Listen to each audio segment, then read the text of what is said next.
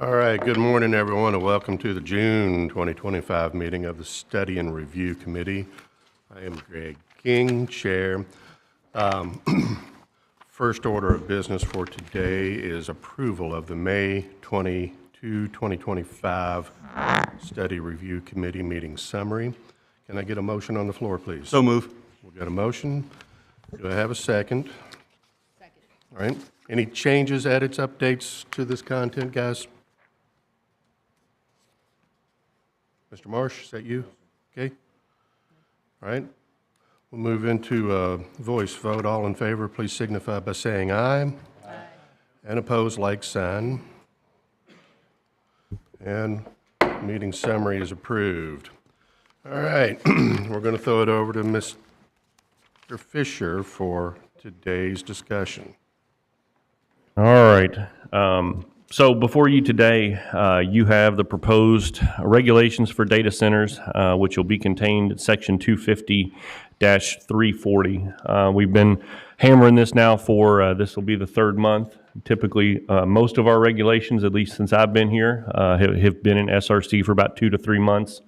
So my goal today was to try to get you all a document that looks like a regulation, that sounds like a regulation, in hopes that this can get forwarded to the Planning Commission for the July meeting.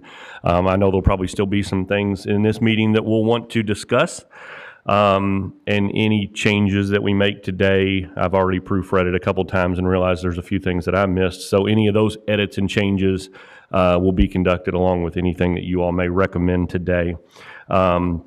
So per the chairman, what we're going to do is just go down through each section of this document. And at the end of each section, if there's anything that the committee members have heartburn about or anything that we need to discuss, we can do it at the end of each section. So that first section that you have is purpose and intent. That's just really a general narrative as to what the point of having this regulation is.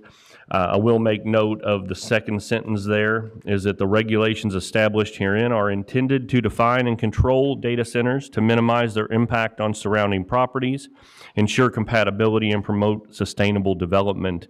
The intent is to, and a couple months ago we had only, I think, 2 or 3 things there. And I will say this, you all have got 2 copies of this regulation in your packet. So one of them is a clean copy, the other has strike-throughs from what was in our previous meeting. So whichever one you like to look at, you can look at that one. So in there now we have 5 kind of intent statements of what the regulation is intended to do. The first one would be to protect adjacent land from adverse impacts, such as any visual light, noise, and air pollution. Number 2 is to ensure compatibility with other adjacent land uses and existing regulations. Number 3 is to promote renewable energy and green infrastructure. Number 4 is to provide proper notice to the community to promote engagement and transparency in the approval process. And number 5 is to provide for proper decommissioning and site reclamation to restore land to a usable, non-hazardous condition. So that kind of concludes that first little purpose and intent section. I will be honest, probably the only one out of those intent statements that I still have a little bit of inkling on is number 3, where promote renewable energy and green infrastructure, solely because there's not a lot of that in the document. But as I think about it more, I want to make sure that this document goes with us.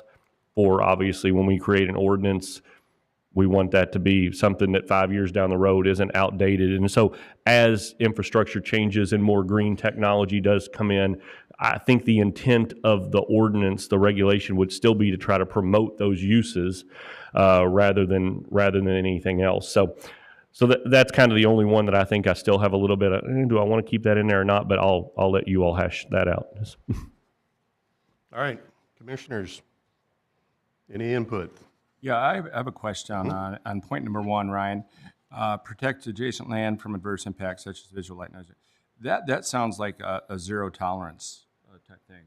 Could we look at wording of that, of manage, or some other way to say that it minimizes the impact or mitigates the impact? Is on either, I don't know. I'm just not talking into it, I believe. Yeah, I understand that. So, and once again, keep in mind that these are intent statements, that a lot of this stuff is going to be covered further in the in the regulation. The point of that is we are going to have, obviously, lighting standards in the reg. We already have lighting standards in our regs. There's going to be noise stuff talked about in here later on with sound attenuation, with noise impact studies, things of that nature. And then obviously air pollution with the, Tier 4 generators being required and things like that. So the intent of the thing is to, obviously the reason why we have those in there are to protect those adjacent lands from those adverse impacts. So once again, this is solely just kind of a statement to say the intent of this regulation is to do these things. So, but I get it. I mean, Mayor Black, short leash. We are not doing public input today, but come. Sorry, I'm just here speaking.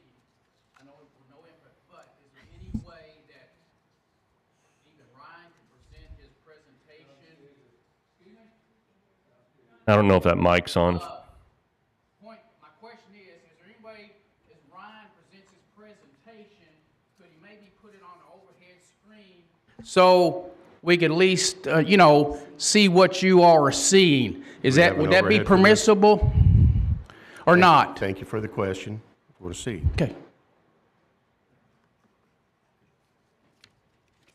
I'll let John be my Thank you, overhead John. person. I heard your answer, Ryan. Thank you.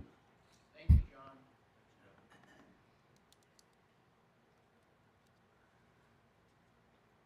Now, I do just want to make a note that I want everybody to understand that the document that's on the overhead is just a draft at this point. So this is still subject to changes by this body. This is still subject to any changes that could potentially happen down the road at Planning Commission. So as we're taking photos and we're posting this places, is that this is a draft. So I just want to make that known. All right, Mr. Marsh, back to you. I heard him. I'm good. Good. You want to soften the edge on that? Call it mitigate instead of protect? Is that something that you wanted to pursue, or I want to hold on to that idea, and as he says, there's more stuff coming, so let's see what the rest of the document looks like, enough. and we might come back to that. anyone Thank else? Katie? So a couple quick, one primary thing, I think it's just semantics. Number 2 says, we already have it right above, says the intent is to, and then this one, just eliminate 2. We don't need it twice. Thank you. And then I think as we get through other details, there are some things that I'd like to go through more. All right. So with that, sorry. Good. All right, so we'll move down to the definitions section. Now, last month when we met, I did have a question on what other kinds of definitions do we want to see in there, and I think your all's position last month was to just keep data center in there.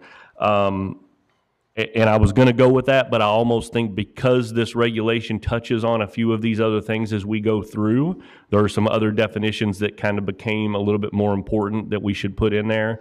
Now, obviously, if decommissioning goes away, then there's a few of those definitions that could be struck from this document.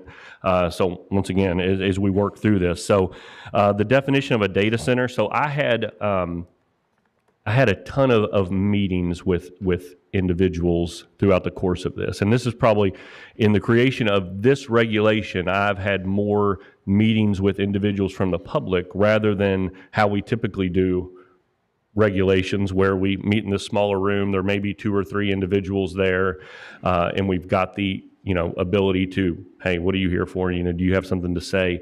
But I had a lot of different meetings with not only the public, but the Oldham County Health Department, met with Matt Rhodes, met with several other individuals on kind of what they would want in these regs. And so the definitions actually came from a member of the community that kind of talked about, the point behind his data center definitions. And so for the purposes of this reg, data center will be defined as a facility used primarily for the storage, processing, or transmission of data, which includes but not limited to buildings designed to accommodate computer servers, storage systems, or specialized computing hardware. We then have a definition for hyperscale data center, which is a data center as defined above that meets one or more of the following criteria. Total gross energy demand, actual or projected, which exceeds 50 megawatts at the maximum design capacity from any energy source, including energy generated on-site by any means. Gross floor area dedicated to computing systems and support infrastructure that exceeds 100,000 square feet. And the facility is designed to operate as a regional, national, or global node in a distributed computing network, including but not limited to commercial cloud, artificial intelligence, or high-performance computing systems. So the numbers that that particular individual provided were a little bit different. So I changed those numbers, the 100,000 square feet and the 50 megawatts, to be consistent with what you'll see on page 2 in our chart for a large data center. So those numbers then for our definition would be hyperscale, would be anything that we're going to consider a large data center based off the chart you'll see on page 2. And then the other two definitions, which kind of come out of the decommissioning section that's been put in there. Decommissioning is the process of retiring, dismantling, removing, and restoring a facility after it ceases operation. And cessation of operations defined as the discontinuance, and I have put in there, of data center business operations, or inactivity for a period exceeding 365 days. So those are, as of right now, the 4 definitions that are in the current proposed regulation. All right, commissioners, content, comments, input. Mr. Fisher, the hyperscale definition, if it does equal the large definition, why, I didn't see it anywhere else in the document. Why are we defining hyperscale data center? I think because a lot of people think that it needs to be defined as a separate category because all data centers aren't the same. And so that we want to be able to define that this one, based on our definitions, is considered hyperscale because You never reference it throughout the rest of the document. So is there benefit here, or do we need to incorporate it where we have it? I think that goes back to your all's original comments last month, is that we just wanted to maybe keep data center in there. But like I said, after having conversations with several people, there's a lot of individuals that don't turn the lights out. Hold on. That's my cue to quit talking. No, keep going. Okay. Any comments from anybody else on that? Katie? Well, the question is, maybe on that chart, is that a place where that definition, or that, Hyperscale on the chart instead of large, because right, they are. or both? I would agree with that. Okay. Thank you. Okay. Any other comments this section, commissioners?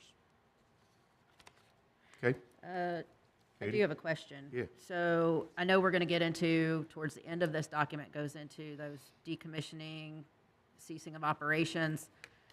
But my first question is, who monitors that process now when we have decommissioning regulations? How do those days start? How does that get determined? Who monitors it? Well, the only thing we have it for currently in our regulations is cell towers. So since I've been here, we haven't had any cell towers be dismantled. So that's one of those things, like a lot of regulations in any law that we make, the question becomes, well, how do we enforce this? How do we do this down the road? And sometimes in the thought process of creating regulations, that somehow gets lost in translation, and that's something that as we go forth, we may learn that, and the thing is, our staff is not that big, so to know that we have the ability to go out and make sure every day. I will say a lot of our things come to light by citizens letting us know, hey, did you know they're doing this over here? Or this light is shining over into my, yard, things of that nature. And so, Code enforcement kind of gets involved at Yeah. that point. yeah, but once again, we've got one code enforcement officer, so it's. This is only for data centers and cell towers. I understand that cell towers have some unique characteristics about them that we have to include that. Are the unique characteristics of the data center addressed later as to why we're addressing this? Or I think they're addressed from the the place of the fact of the computer infrastructure, the electricity that's taken to these sites, the diesel fuel storage for generators. In conversations I've had, I know there's a lot of heartburn over the decommissioning part, solely because it's not something we require of others. And so a gas station at the end of the day can cease to become a gas station, and they may eventually remove the tanks from the ground. But as far as what type of remediation is required or site reclamation to take that from a gas station back to what it was previously. So I know there's heartburn among that. I wanted this document, and I've let, Mr. King know that I wanted this document to come out of planning and zoning with some things that we maybe still have heartburn about, but then those decisions are done so in public meetings, whether it's this committee or down the road with Planning Commission or down the road with the legislative body. So, Mr. Marsh, that's a really good question, all right? And I think it's fair to say that not everyone has necessarily support for that particular provision, but as it moves forward, all we're doing here is making recommendations. We don't get to enact. We don't get to determine the content of the final product. We're forwarding a framework for consideration by the legislative bodies. And Okay. so we'll get there, and this consideration is one to be considered, as is all of this content, and may or may not make it through in its final product. Okay. I think Ryan Yeah. answered my question, and that if we're gonna say this, we've identified that something needs to be remediated, and it sounds like he has tried to identify those points and address those to the best of our ability right now. So I think he answered that in a good way. Yeah? Thank All you. right. Any further questions, comments, this section? All right, Ryan? All right, if we flip over to page 2, the next section is zoning districts and location restrictions. So I do have a typo in here already. So permitted zoning districts, a data center located within Oldham County shall only be allowed in the C4, I1, I2, and IPD zoning districts, and only, I'm going to put only in there. Excuse me. Could I have one more word, please? I'm just doing this, I'm not running the meeting, but however, the reason I said put it up there was for the folks to see here, but I'd like to ask them, because if you all take pictures of these screens, and then you go out there and say to the public, well, this is what they said, now we're going to put all this up on Facebook, and that's whether you're for these or against them. It's up on the screen. I don't think it's fair to them, as Greg pointed out, Ryan, this is a draft only.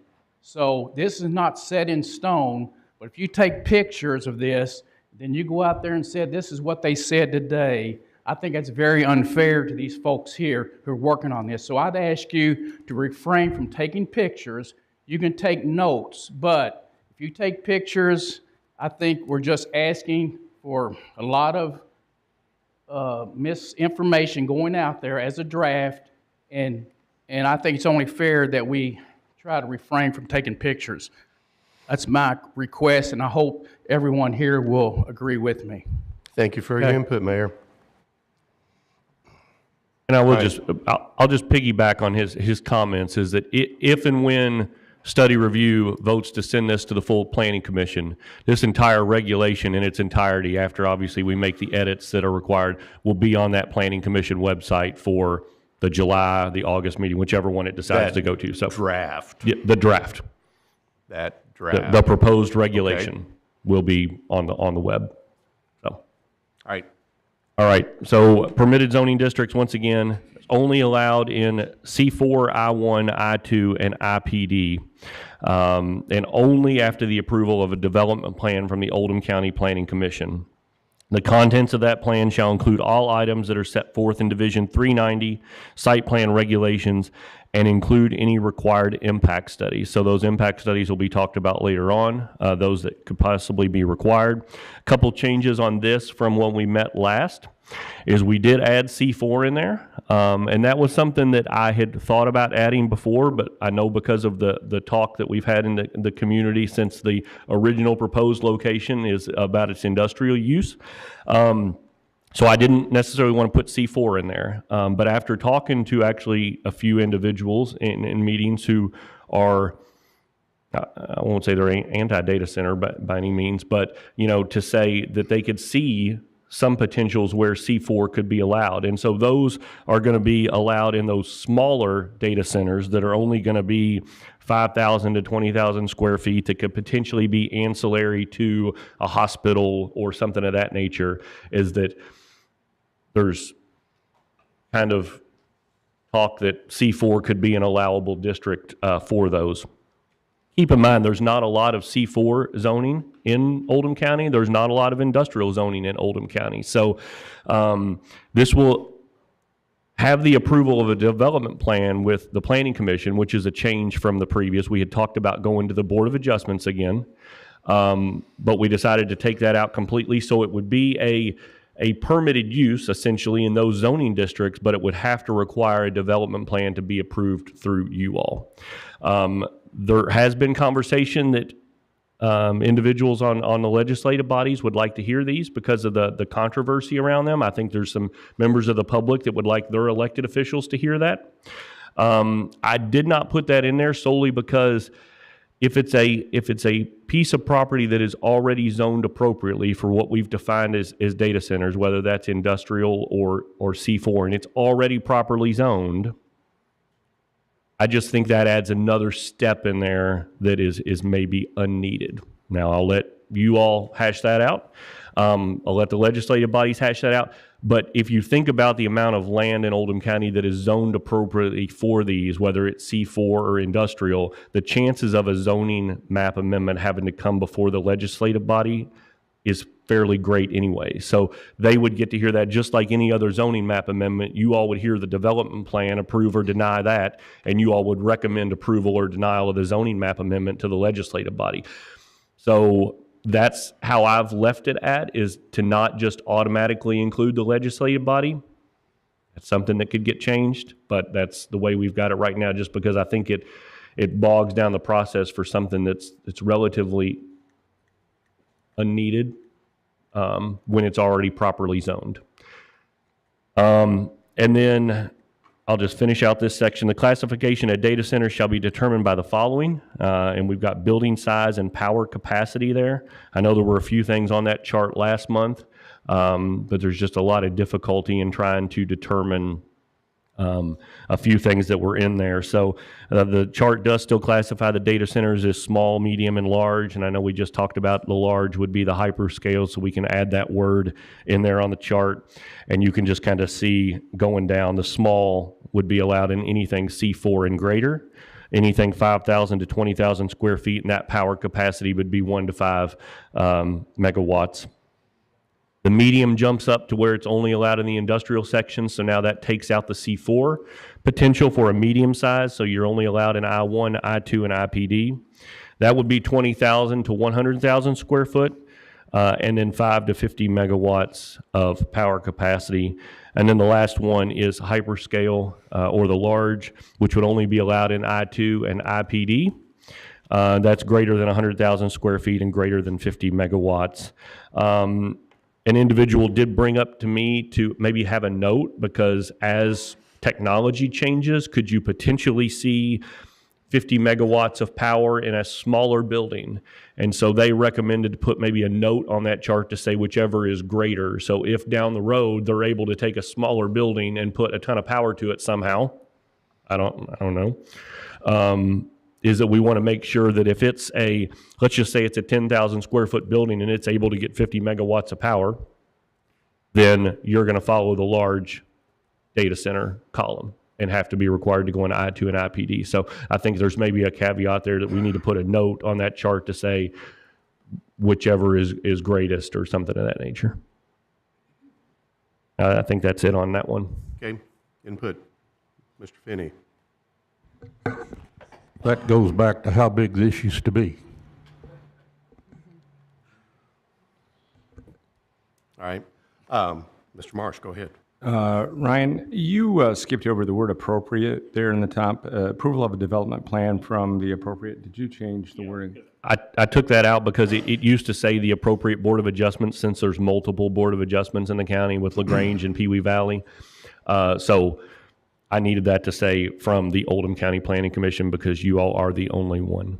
Okay, so TRC wouldn't be, it would have to come to the, Yeah. okay, Yep. I agree with that, thank you. All right, Mr. Fisher, I've got something. So we make a reference in the definitions to gross energy demand, and then in this part of the discussion, we'll refer to power capacity. Are those the same thing? No, they're not.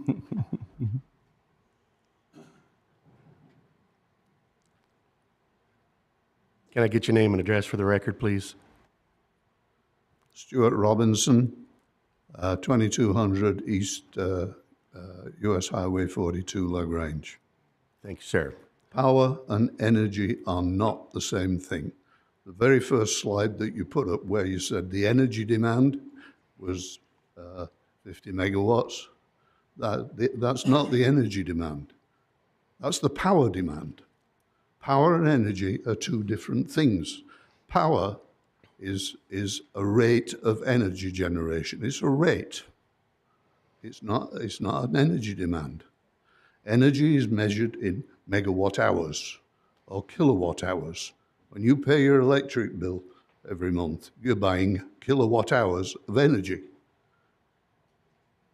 That's the difference between energy and power. The very first item you had on the list said the energy demand was 50 megawatts or whatever. That's not the energy demand. That's the power demand. And everybody's talking about megawatts as though everybody understands what megawatts are. The biggest commercial jet engine you can buy is about 85 megawatts power. And that's only generated during takeoff and climb. 85 megawatts. We're talking about 50, 100, 600 megawatt facilities. These are as big as a power generating plant. Why aren't they regulated like power generating plants?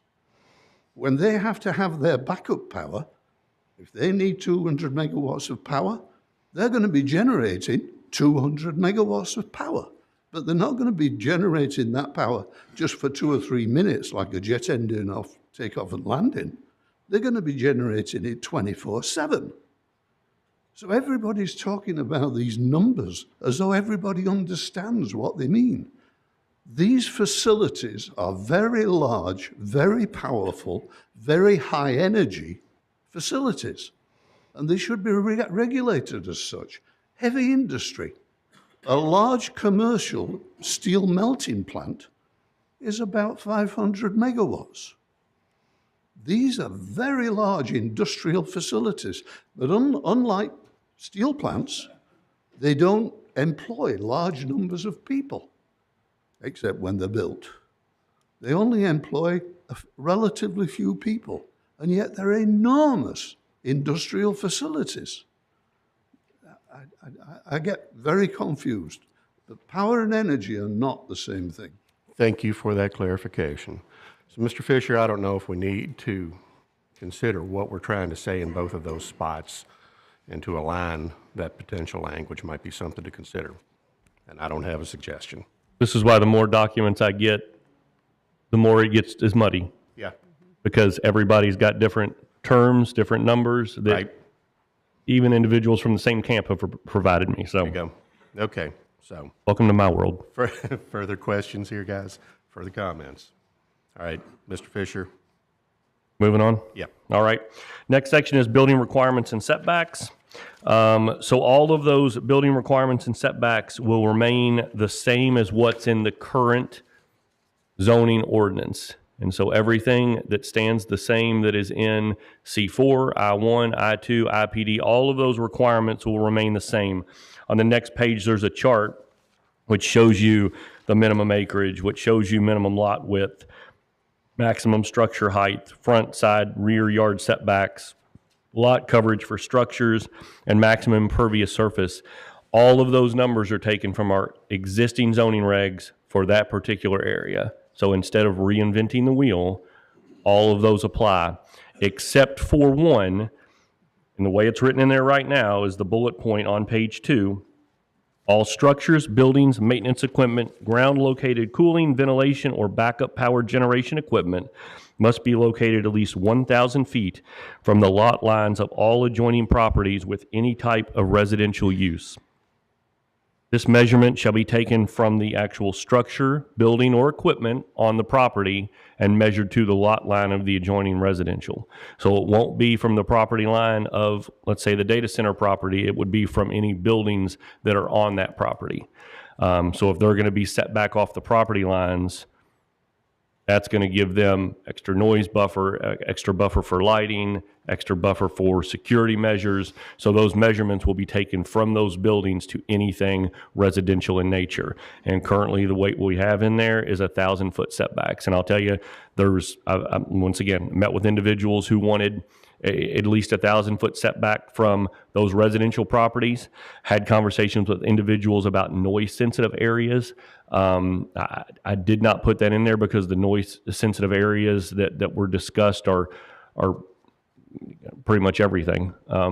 Parks, playgrounds, daycares, churches, worship schools, everything. And I know we'd mentioned schools last month on whether or not you all had an idea for larger setbacks from those. And I believe you all said that you weren't really in favor of that. So right now, the way it's worded in here is just all the setbacks remain the same for the zoning except for anything that borders residential. I'll say this too, is that there is, I know there's heartburn over this for probably you all that sit here, because there's not much that we have in our zoning regs that do have 1,000-foot setbacks. I told you all last month, solid waste transfer facilities is one that we have, and it's worded the same way in there as I've worded it here. So it goes from any building on that solid waste transfer facility property that they're using to the residential property. It doesn't go from the lot line. And along that note, I know people have brought up Oldham Reserve is a place where people have mentioned that, you know, these data centers should be located. If you're going to try to put them somewhere, there's questions that have come up of there's not only residential homes near Oldham Reserve, but there also have had approved a development for multifamily housing within pretty much the middle of that development. And so in doing so, do you then eliminate any possibility that something like this could go in Oldham Reserve? I say that to note this is that, once again, Oldham Reserve is a PUD. So they have their own approved master plan.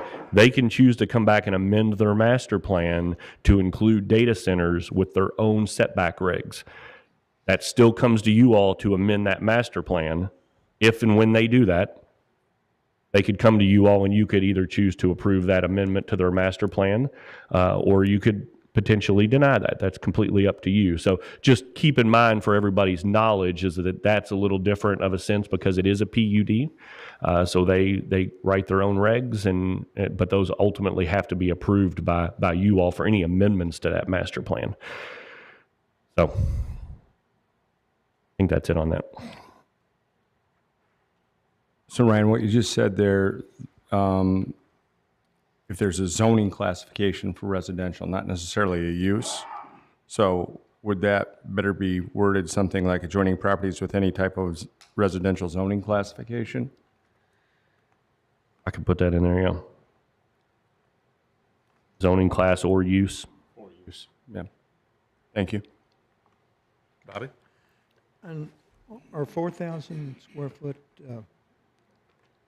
data centers regulated at all? Bob, can you get a little closer to that mic? I can't hear you. Are 4,000 square foot data centers regulated at all?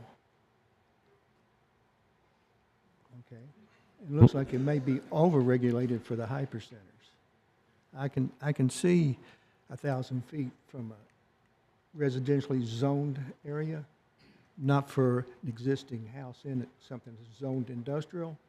You're going to not allow any development of these industrial areas if you leave existing houses there. keep in mind a little bit of the other reason too is, obviously distance on any setbacks is something that a variance could be requested for.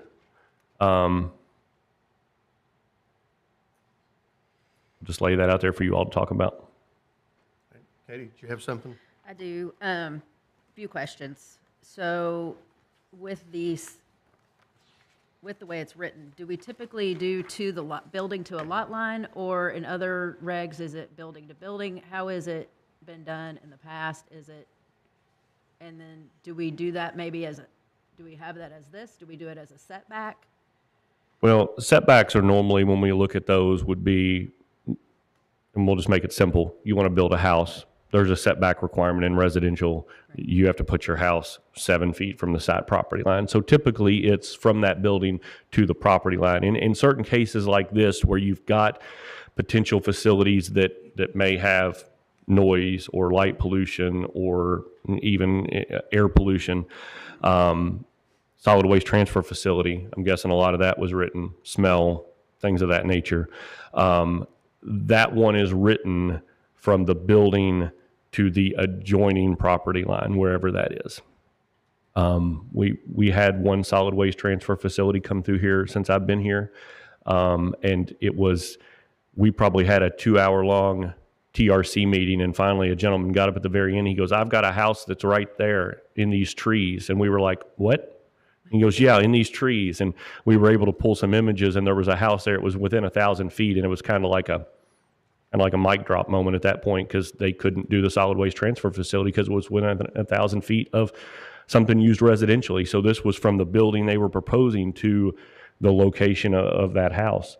And so that one is written a little bit similar to how I wanted to write this one. But typically setbacks are, your place in a building, it's got to be a certain amount of feet off of your property line.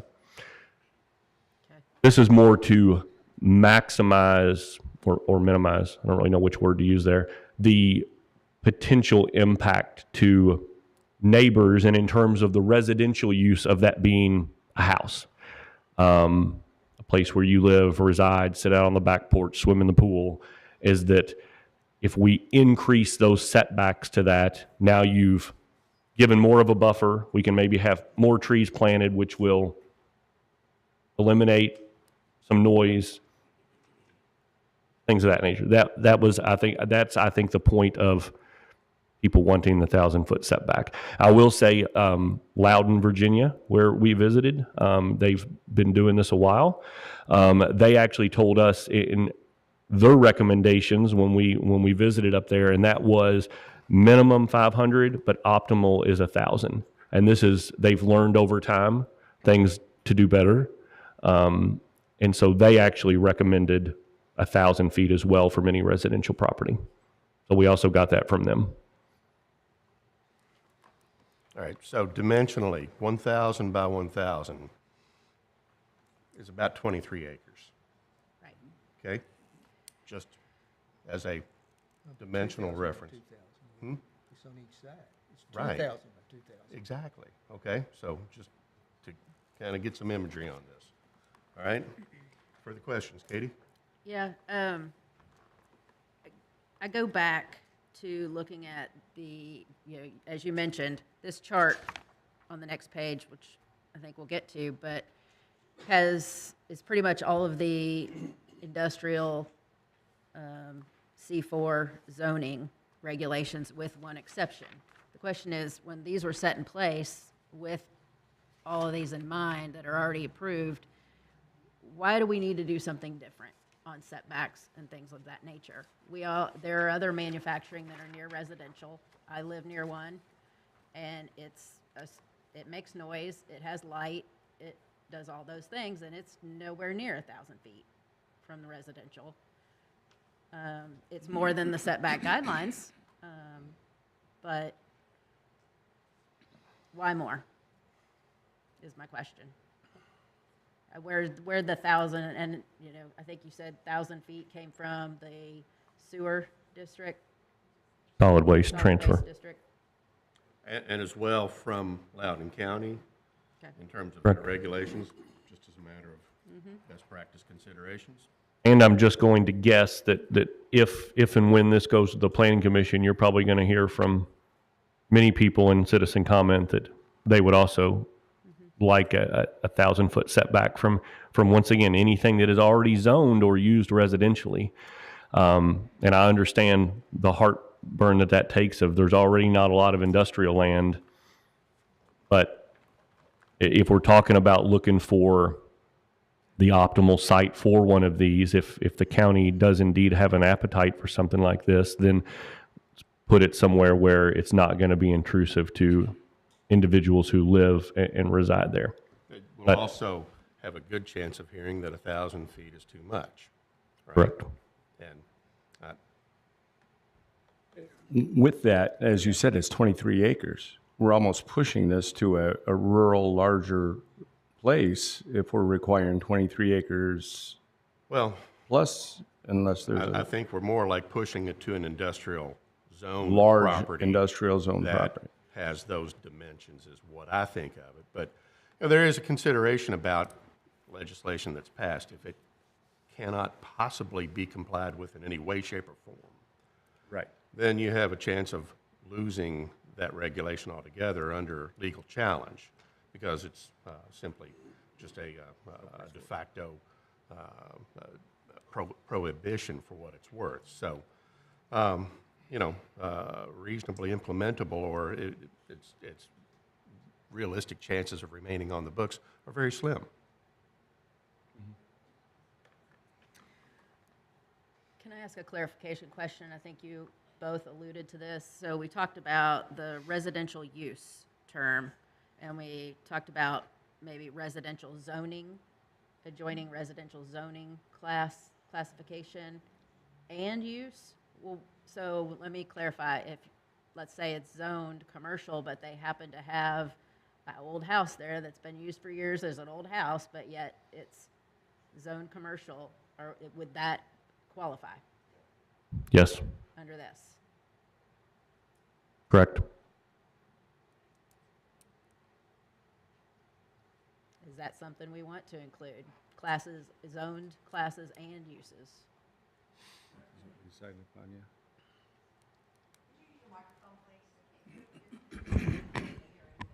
I believe that's what Ryan agreed when I said that, both zoned, currently zoned and used. So that would include it. And we deal with that a lot on ordinance creation. We just went through medical cannabis, and there was things that it needed to be away from, and a lot of people would say residentially zoned.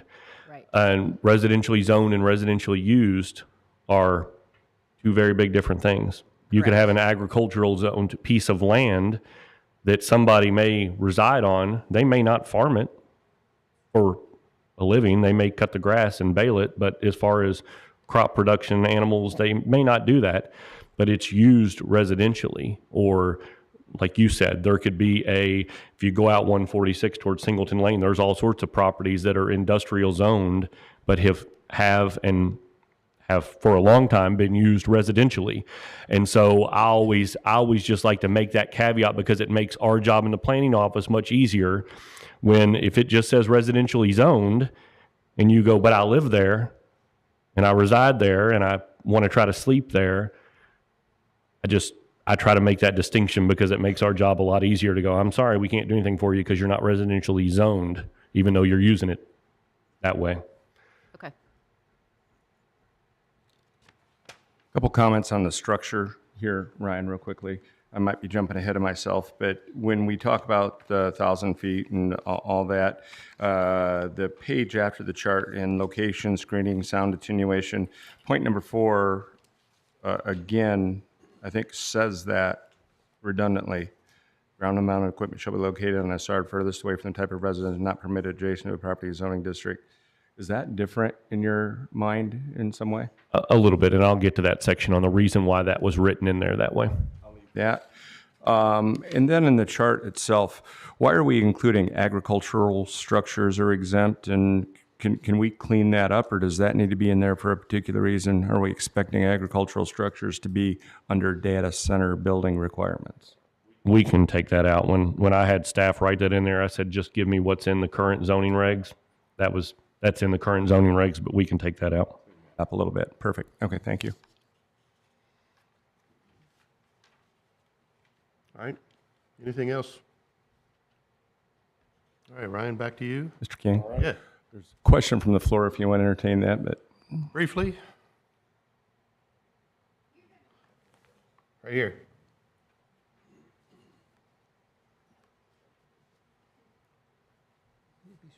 Thank you. Previously, you, Chairman, had mentioned having more restrictive. Sorry? Oh, I'm sorry. Name and sorry. address. Amy Wellborn, 3404 Shady Dell Boulevard, LaGrange. Thank you.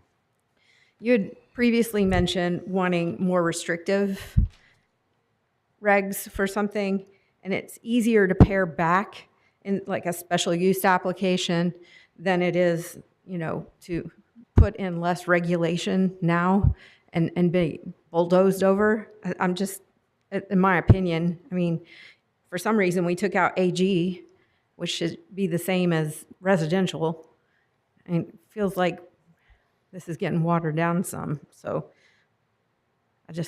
Thank you. I'm just concerned. Okay, thank you. All right, Ryan, back to you. I think we're on page 5 now, maybe. Building aesthetics and appearance. I think we've already pretty much covered the chart, so, nope. Hang on. Actually, I got a couple quick questions about the chart. When you look at I2 and then it goes over to IPD on maximum structure height, I notice it goes from 50 to 45. What's the story there? Or That's thoughts? what's in our current zoning That's regs. what's in Okay. the zoning classification at the Okay. time, yeah. That is a good question, though. Well, I've got and the other question, Question. yeah, yeah, okay. And then, is it, on that same category, it says side and rear, is that and or is it truly should be and? I believe it's worded as and Okay, on those increases. okay, And once So again, that's another thing with data centers that makes it difficult is because we want to regulate the height, but then we also want to regulate the setbacks. right, In order to make something profitable isn't maybe the good word to use, but if you want to increase the setbacks, you almost have to have an allowance for an increase in height of some matter for them to be able to get the square footage of what they need. So it's difficult when you try to regulate, and that is nice about the I2 and the IPD is it allows for increased setbacks will allow you to have a increase in height. It's tough to do both and. We want large setbacks and we want to keep your height real small. Well, okay. Yeah, just wanted some more background. right? Building aesthetics and appearance. I won't talk much about this because the whole intent of all 5 of these is to not make this look like it's a metal-clad industrial type building. Once again, Loudon is a good example. A lot of those buildings looked like office buildings. They had fall windows. They had an entrance that was either recessed or set out from the building that was glass, that it looked like an office building. If you go to River Ridge Commerce Center in Indiana, a lot of those buildings, the fronts of them where you enter look like office buildings. Now, when you get to the back, you see the loading docks or the side or whatever, but the front itself looks like a nice looking building. And so a lot of these regulations, some of them were proposed from individuals in the community I talked to. Others, this comes pretty much from Loudoun County's regulations, or I looked at Prince George County regulations, Cass County. There were several different places that I looked at their existing regulations, and a lot of them have just appearance and aesthetic standards so that these don't just look like a metal-clad warehouse building. Because if you don't put anything in there like this, guess what they're going to do? They're going to propose, Mayor Black said it great one time when a Dollar General was coming, is he said, we want it to look like a Cadillac Dollar General. We don't want it to look like the Fiat Dollar General. I don't know which car company he used is the bad one, but he wanted it to look like a nice Dollar General. So it makes it difficult from planning and zoning side because we don't have a lot of architectural regs within our regs. So I wanted to make sure something was in there so that we go, no, it's written right here that you have to have changes in building design, faux windows, bushes out front to make it look like it's a nice building. Now, there's obviously I've gotten input of, well, if we put them in an industrial zoned area, you're making them have a really nice building and the one next to you is whatever. That's a question, but I wanted to at least be in there that these things have to look nice and have something to stand on when I go to tell them, hey, I need you to make this building look nice, because some people can go, well, it's not in your regs. Makes our job tough. Well, and that's my question, is who determines what is aesthetic? My opinion versus Greg's opinion might be very different, you know? And so who determines that? Where, you know, does it need to be more black and white than gray? You know, and it's a consideration for those downstream from us, I think. It's just, you know, if it's there, if it needs to be stripped out, it needs to be stripped out, and maybe a determination that's made later. If it needs to be bolstered with additional reference. All right. A lot of this stuff, I'll tell you too, is covered in, you know, when we meet with individuals for a pre-application meeting, these are things that we discuss with them prior to them ever coming in and filing. When they go, hey, we're looking at this site, it's zoned this way, can we do blah, blah, blah. We can then take this and say, listen, if you're coming, before you get to the planning commission, you're going to have a building that meets these regulations. You're going to have to show these plantings on your landscape plan. You're going to have to show, you know, elevations to show where those changes in dimension, and that it not just look like a metal building. Because like I said, if you don't put them in there, then they're going to make it look like a, not that there's anything wrong with those metal industrial buildings, but. Opinions vary. Bobby? You know, for appearances typically in the past, like on houses and stuff, that's done through deed restrictions, through the homeowners association or the development itself. We haven't, in the past, I believe, regulating appearance. All right. Anything else, guys? The enforcement of this again would be code enforcement? Hopefully the enforcement of things like this would happen prior to that building being proposed. That the enforcement arm would be, your building has to look like this. We tell you that in the pre-app, and by the time it gets to you all for development plan approval, this wouldn't be something where I think they would build a building a certain way and then come in overnight and take down all the faux windows and change the building design to make it go back to look like a metal warehouse building. I don't think this would necessarily become a code enforcement issue. It would be more of a regulatory stance of, we tell them this up front, that your building has to look like a Class A Cadillac building, in the words of Mayor Black. Mr. King. So when this comes up to us in commission, and we're looking at the plans, the development plan, we are to take and start counting numbers of bushes and looking at that to compare how this works when we're holding a hearing?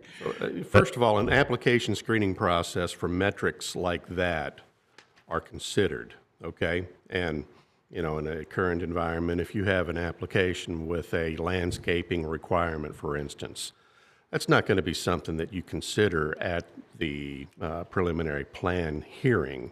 That is going to be a detail that is seen to downstream with applicant and staff to ensure that they've met the requirements of the landscaping regulation. But then otherwise, and in general, when it comes to items of discretion and judgment, that is for you to wait in the hearing itself based on the testimony and evidence that's provided on the record. It's up to you. Okay. And keep in mind too, in your planning commission hearings for development plans, you all have binding elements. And in those binding elements, a lot of times is shall comply with landscaping regulations. A landscaping lighting plan is required. That happens downstream at staff level, that we ensure then that the landscaping plan is met. We ensure that they've got the mix of evergreens and shrubs and grasses around that entrance. Staff ensures that, as well as a lot of times those binding elements include that the plans shall comply with all of the regulations in section 250-340. That's what holds them to the fire to say, listen, Your plan was approved on that day saying that you'll comply with this, and we've got regs in here that dictate that.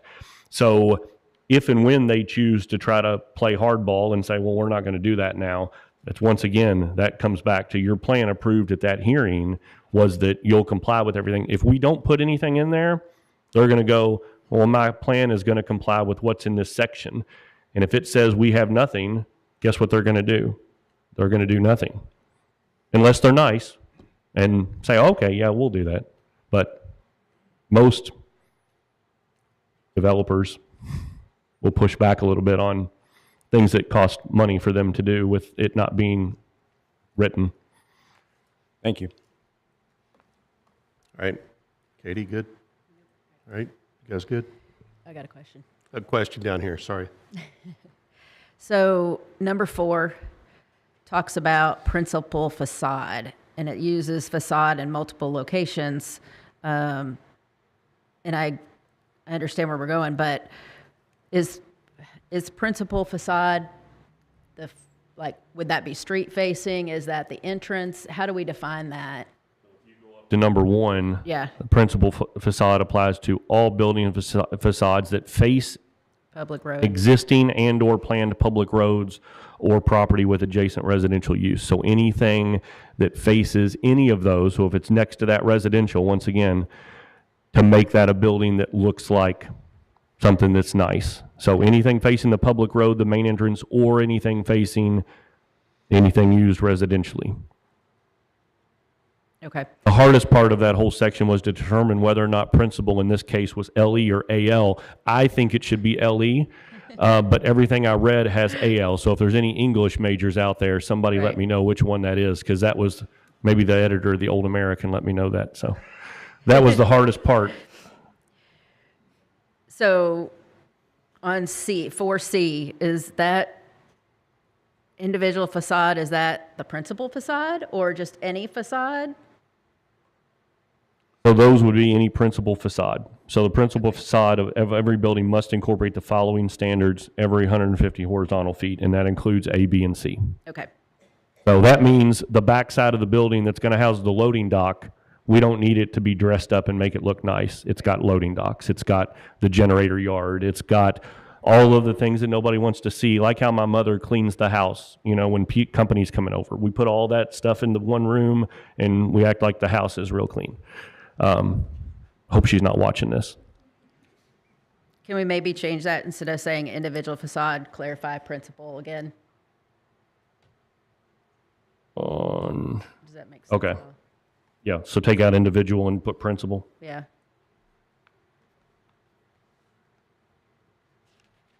That's with an A. Not an LE. All right. Good guys? Okay. All right.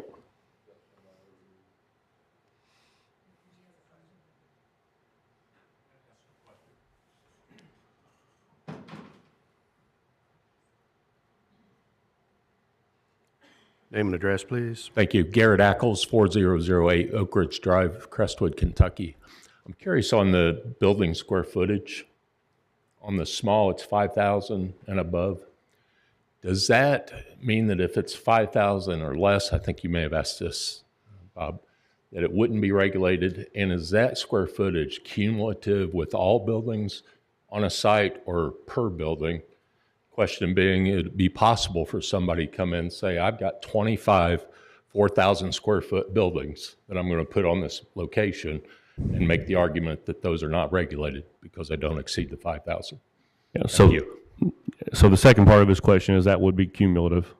And we have people try to do that all the time with small outbuildings, and they're like, oh, well, these are all, I've got a bunch of 100 square foot buildings, and I'm going to, the first part of his question is the way this classification chart is set up is pretty much anything that's less than 5,000 isn't necessarily regulated by this standard.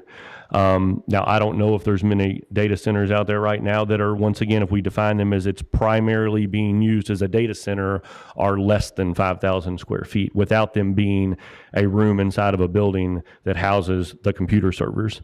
But once again, something that's primarily used in a data center-like capacity, at least what I've seen, is that most of them are going to be greater than 5,000 square feet.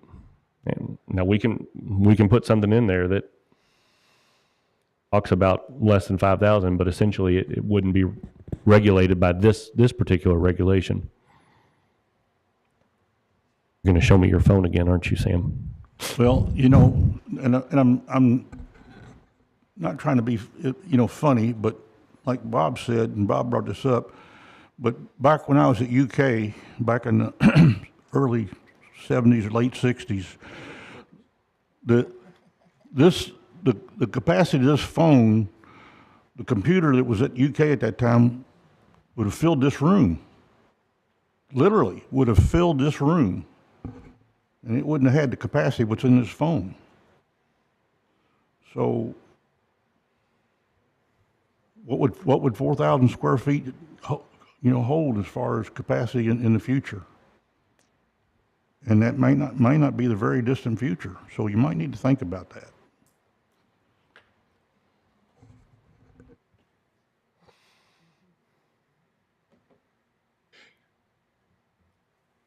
Question along those lines. Ryan, if the hospital said they needed to increase their server capacity and they wanted to put a building, if they had land there, and they wanted to put a 4,900 or 49,000 just beneath the threshold, what would that be an industrial or commercial? How would we view a server building of the smaller size to that? How would we view that right now? Where would you slot that into a classification? I mean, right now, they was zoned appropriately for whatever, then they would utilize that as just what the building code requires. So there wouldn't. Industrial or wherever they're at, or? Correct. So it is regulated. It just would fall into one of the general categories. Right. Thank you, sir. All right, good guys. Okay, Ryan, back to you. All right. Location screening and sound attenuation of mechanical equipment is the next section. So mechanical equipment can be ground mounted or rooftop mounted. All data center mechanical equipment has to be shown on that submitted site plan. All ground mounted equipment up to and including any generators, fuel storage tanks, and utility substations are prohibited from the front yard. So everything has to be behind the front facade of the building. We don't want going down the road to see any utility substations, things of that nature from the front yard. Number 4, ground-mounted equipment shall be located on a side farthest, and if I need to reword this, I can. I don't know if I'm real happy with the wording, but shall be on the side farthest from any type of residential use and is not permitted adjacent to any property with a zoning district permitting residential use, an existing residential development, or residentially used property. And the point of this is that, and some of this comes from citizen input, some of this comes obviously Loudon, who's learned something from doing this, is that to put all of that equipment in the back or farthest away from anybody residential. Is any of the loading docks, and I don't really mention loading docks in the building aesthetics and appearance, but we want all of that stuff to be on either the back side of the building or enclosed. If you're putting multiple buildings, you could do them in a U-shaped fashion to where then all of that stuff is housed within the middle of the property. So once again, that provides shielding from adjoining properties. It provides another method to eliminate some of that sound from possibly coming across property lines, things of that sort. So that's the point of the way number 4 is worded, is we want that stuff farthest from any of those potential uses.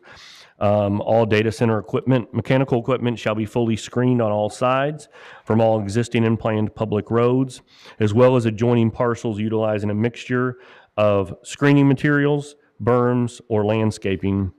That solid screen shall be constructed with the design and materials, details, and treatment compatible with those used on the closest principal facade, so that it's not some crazy wall that doesn't make any sense to the rest of the building. Number 6, mechanical equipment requires sound dampening barriers that are a minimum of 10 feet in height or a minimum of 2 feet above the generator height to try to enclose all of those. Screening walls for data center mechanical equipment may be perforated to allow for the ventilation of that mechanical equipment.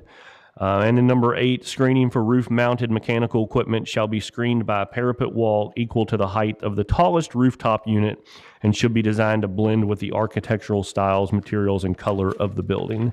And this is something that a lot of facilities we went and looked at in Maryland incorporated. There was one of them that had the same color scheme, and it really looked like a Walmart. I was like, is that a Walmart? But it wasn't. It was a data center, but it looked like a Walmart. Had the blue and kind of yellow colors. The wall, the parapet wall around the top was blue that matched the facade. And so, once again, those are those kind of architectural regs, as well as sound attenuation devices to kind of minimize the sound from any generators or cooling units, things of that nature, and that they should look like they match the building. All right, questions, discussion? Please. Mr. Fisher. Okay, point number 4. I suggest where we have located on a side furthest, we use side as a term meaning sides in setbacks. So if we can, an elevation or, something that includes the back. You kept mentioning the back, but it looked like that was excluded the way we have it worded. Follow me? Thank you. Mr. King? Thank you. Anyone else? Katie? So number 5, all data center mechanical equipment shall be fully screened on all sides. Could we just summarize that, the remaining of that says something to be consistent with the building design material? So it blends with the building design proposed? The other question I had was number 6 talks about sound dampening barriers, minimum of 10 feet or minimum of 2 feet above the generator height. Should we say, like we did in the other part of this, whichever's greater, or something to that effect? Like, how do we determine which one they would use? Is it important to? I can put that in there, whichever's greater. I think the point is the recommendation that this was provided me is we want to make sure that the generator is concealed. So if we just say minimum of 10 feet and the generator height for some reason is 15, that needs to be Greater of. Greater. greater of. Okay. And kind of crazy question. So we talked about we're trying to dampen the sound on number 7. May be perforated, but will that dampen the sound if it gets perforated? So it can breathe, but then will that dampen the sound? I don't know. I think there's ways for them to do that where it doesn't really allow for the sound to come out, but it does allow for the heat that's generated by the generator to be able to escape and not be in that enclosed area. So again, I don't design mechanical walls or anything like that for a living, so I can't really answer that, but I know there's a way. Familiar with that too, Katie. There is a way that Okay. we do that with air conditioning units and such in commercial buildings. Okay. And then my last question on 8, by talking about roof-mounted mechanical equipment, will that roof-mounted equipment be accounted for in their height restrictions? Or will it just be the building height? Or if they put something on the roof, then does that count? The parapet wall is usually included in that building height. So.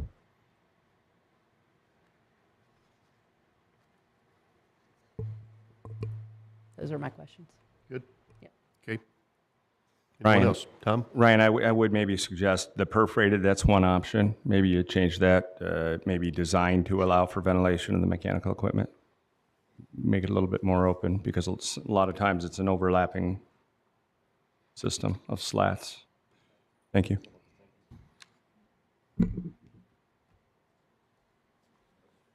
Okay, anyone else? Yeah. Name and address, please. Don Erler, 4005 Old Highway 53, LaGrange. One thing that's not addressed in this section at all are the transmission lines. They should all be underground, and the substations should be fully screened and protected coming down. Again, just to reiterate, these are huge industrial activities. These are not airbrushed facilities that we're talking about. Thank you. Thank you. All right, Bobby, go ahead. I'm assuming this will probably be in a heavy industrial area. Here.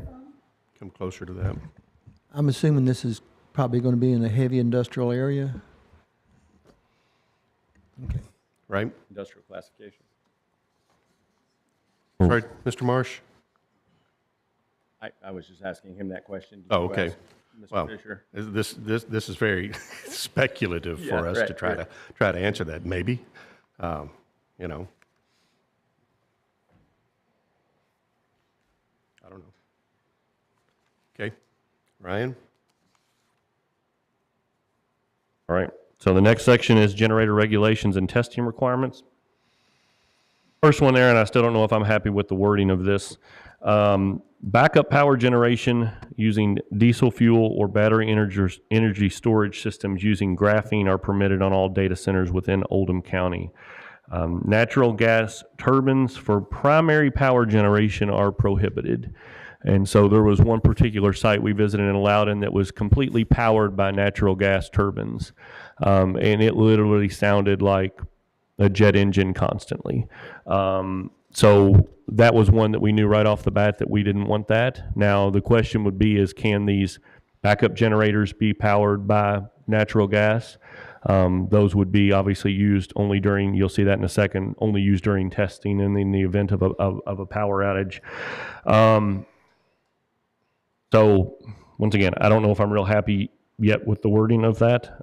It's better than it was before, because one particular individual reminded me on my use of the word fossil fuel and that I was incorrect in how I worded it. So the other thing too is whether or not we write something in there encouraging, possible solar to be, a lot of times they'll use either the battery energy storage systems or solar power for that gap between when the power goes out and when the generators kick on, because these facilities can't lose anything. Like when you're working on a very important paper in college and the power flickers and you didn't save it on your 3.5-inch floppy disk back in the day and you lost everything. These facilities can't have that, and so a lot of them will use either those battery energy storage systems, well, that's a tough word to say, or solar power to make sure that there's not a gap there. I don't have that listed in there, and I think if we go back to those original intent statements, the more we can encourage green infrastructure, things of that nature, maybe put that in there, but I'll leave that with you all for a second. Backup diesel generators shall be a minimum of Tier 4 or the highest standard available at the time of application. So currently, the EPA, the highest level of standard on any of these generators to limit emissions is Tier 4. Done some reading that in Europe, they're coming close to coming out with a Tier 5, but that's actually the equivalent of what we have as Tier 4, and there's not a whole lot of push that's going to increase. But I wanted to make sure that if we wrote this regulation, that if in 8 years they come out with Tier 5 technology, that then the applicant doesn't come in and say, oh, no, it says Tier 4. So Tier 4 right now, or whatever is the highest standard going forward. That way we don't have to come back and try to rewrite this regulation just because they come out with a new tier of emissions control. And that's based on the industry standard that's been developed by the EPA. Number 3 is except for generator testing or commissioning activities, generator use shall be limited to backup and emergency use only. Continuous generator use outside of power outages is prohibited. So there will be no use of diesel generators to power a building 24/7 unless a power outage occurs. Generators shall be tested no more than once per week per unit. And generator testing is prohibited only during the following times. We did change that a little bit because there was some input back on pretty much having 5 p.m. be the cutoff. So I think we moved, I think originally that was, I think between May 1st and September 30th was, I think, from 4 to 6, and we just backed that up to 3 to 5. And those are things, once again, in the binding elements. These data center companies know this ahead of time, that's when their generator testing can occur. So that's something in all of the companies we talk to, they're well aware of, that communities have these regulations and that they abide by those. All right. Questions, comments? Mr. Marsh? Yes, sir. Point number 2, the tier 4, you mentioned the EPA regulations. Is this new? Is this just Oldham County saying that it has to have the highest standard available at the time of application, or is that a common thing in the industry as well? I don't know about, industry wise. I know that's something that, once again, Loudon recommended, is that we have the minimum of tier 4, which generates more of that protection against emissions, whether it's from nitrous oxide or carbon monoxide, things of that nature. So they recommended that they be at least a minimum of tier 4. And that's would be specific to data centers then, not anything else that we would put in that zoning industrial. Correct. All right, Mr. Marsh, anything else? No, sir. Good. Anyone? All right. So Ryan, I do. Katie, did you have something? Go ahead. Okay. What are examples on number 3 of commissioning activities? Is that what is that? Initial start. That would be in the event of an outage, that would, I'm not a great big fan of that word, but so you're only pretty much allowed to use them if you're testing them or there's a power outage. Okay. And then number 5,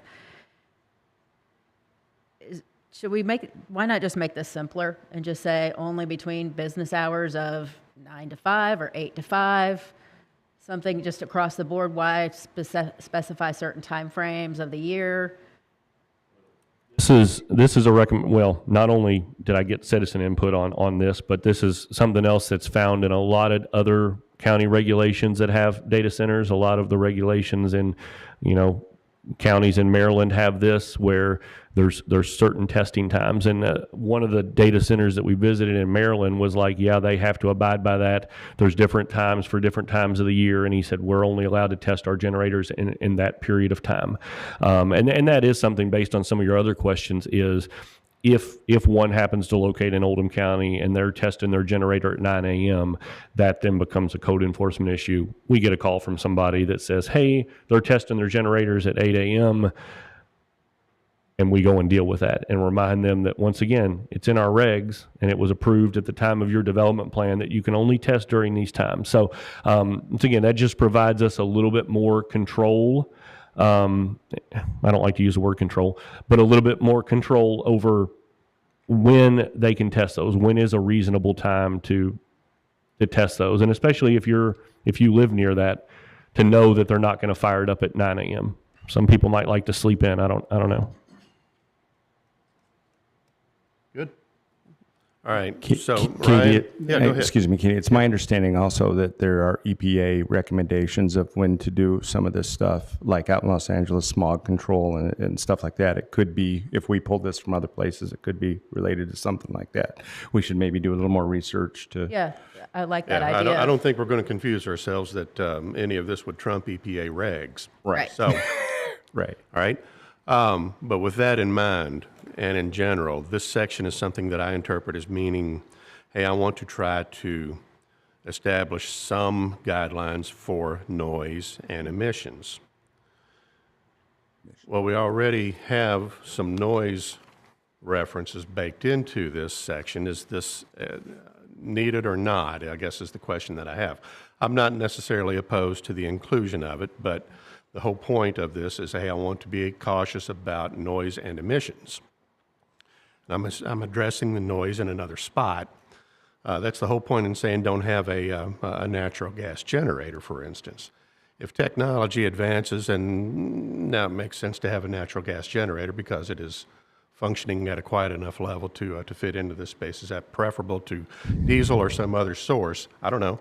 But, you know, the whole point is we're trying to chase noise in this discussion, and we may not decide to keep it. I'm not here to strike it just yet, but it may be something that we decide is not necessary given those objectives.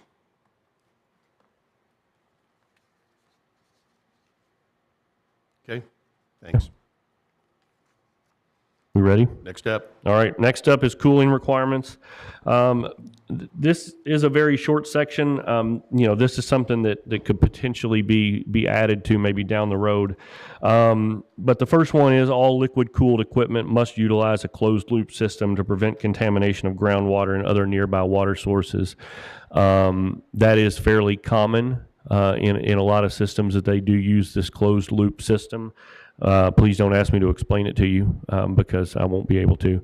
And then number two is there's been a lot of talk, and I don't know if Alan Hayes is present in here today or not, but Mr. Alan Hayes has spoke at several different fiscal court meetings, if you've watched those, about a thermal energy district or a thermal loop. Some of that, when he talks to me, it does what a lot of my college classes did and go right over my head. But there's a lot of case studies of those thermal energy districts being used in Europe. There's not a whole lot of case study of used in America. So I think it's a neat concept. I didn't want to put that was something that's required. And what that does is it really takes the heat, it recaptures it from the building and is able then to pump it to other.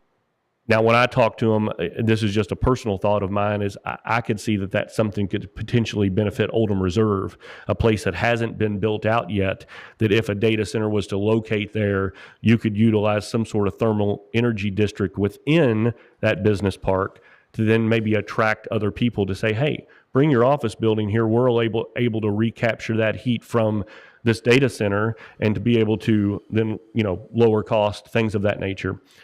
Once again, I think that's a topic we can continue to talk about that and investigate that. That could potentially be something that would be its own zoning regulation for a thermal loop district, but it's not really something in a planning and zoning regulation that we would want to get bogged down on. So the way I worded it is the creation or participation in a thermal energy district waste heat recapture is encouraged. So that's something that at the time of pre-application or even TRC, those things can be talked about of, hey, have you thought about this? Is there a way that this can be done? And to maybe start to encourage that down the road. But I think for what we know right now and the amount of material that we just have on data center zoning type of stuff, I really don't want to get bogged down in the thermal energy district talk, other than it being in there as we encourage you to take a look at this technology and see if it could be accomplished here. Katie. On number one, it starts out in black and white. All liquid cooling equipment must utilize a closed loop system. After that, it's more like a statement of intent, which we do in the beginning. Should we just end it there and strike the remainder of the reasoning behind it? We can do that.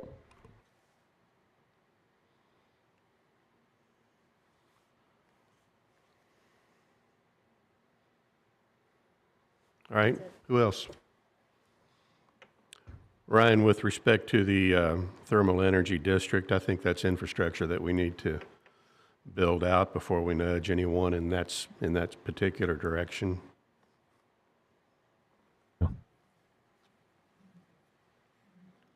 I mean, are you okay the way it's worded now of we encourage that to at least take a look at that type of technology if that's something that, It's non-binding as it is. I'm hesitant about being asked to construct a framework on upon an application, is my concern there.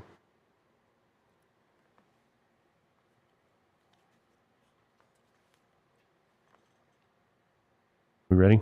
Yep. All right, next section I'll touch on real fast because we already have landscaping and lighting regulations in our standards. So pretty much the first two just say that they're required to abide by what's in our current landscape and lighting regulations. The third one would be fencing. So fencing, a lot of times on these facilities, they're very secure, very limited access buildings. So that fencing shall be constructed around the perimeter as a method of restricting access and enhancing security. I'd originally put on there that the fencing could only be 7 feet, which is consistent with our regs. But then I got to looking and I was like, those regs actually only pertain to residential settings. So in order to kind of be a secure facility, you'd want those to be a little taller. So we have in there right now, shall not exceed 10 feet in height. Now, C is kind of a question. Right now, what I have in there is permitted fence materials include wood, vinyl, aluminum, and iron. I know there's a lot of individuals that have told me that they would like to only see aluminum iron in there, that when you give somebody the ability to do a wood privacy fence in 20 years, what does that wood privacy fence look like? Now, obviously, that's something that code enforcement could get into on fence condition, just like he would with any other business that's not maintaining their property. But there's a question on whether or not we want to eliminate the wood option for these types of facilities. I don't think many of them are going to utilize that option because they want to have that security where they can still see out from the fence and not just a complete wood, wood privacy fence per se. And then the last one is we're not going to allow any chain link fencing and barbed razor wire. That's going to be prohibited. So it doesn't need to look like a jail or prison or anything like that. But we do understand that they do want to be secure facilities and have that ability. All right, input. Yep. I think you just ought to strike wood. Strike wood. Yeah, I Okay. don't think we ought to even go there for that kind of fence. Okay, Katie? When it comes to LG&E and what do they require when you have electrical equipment outside, protection-wise, from a security, protecting people from it? Do they have certain guidelines? I can't answer that question for LG&E, but I mean, I can just sit there and think about what's around a current utility substation. A lot of time is chain link fencing, barbed wire. But like I said, in these instances, really the entire facility is secured with perimeter fencing. I mean, there was no getting onto most of these facilities without having someone who knew you were coming, or individuals like in these co-location types of facilities where, they'll have key card access that allows individuals the right to get onto that property at any time during the day. A lot of them have guard shacks. Some of them were staffed guard shacks, some weren't. So, I mean, the intent is to make these as secure as possible. Great. What about vinyl on there too? That was another one I didn't mention. Are you all okay with the vinyl, or just go with aluminum and iron as being the options? I doubt we'll see any vinyl either. Yeah. I mean, I'm good taking it out. Let's go ahead and strike then. All right.